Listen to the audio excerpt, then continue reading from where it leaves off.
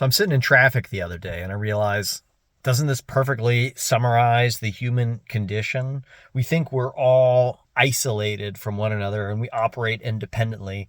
And then what happens? Somebody has an accident or somebody's car breaks down, somebody we've never met, somebody miles away from us.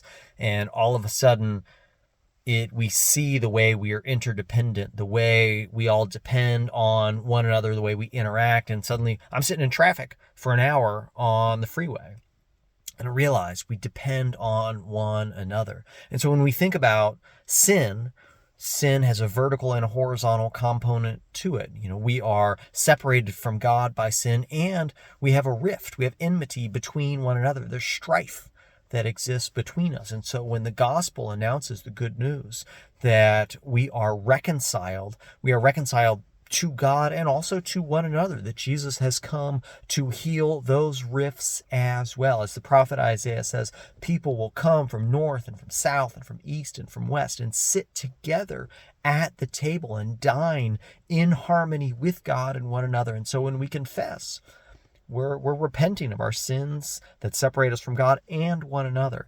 And we can take comfort in the gospel that Jesus will reconcile all of those relationships through his power over the sin and brokenness that separates us. And so thanks be to God that we worship a gracious and loving God who repairs all of those breaches.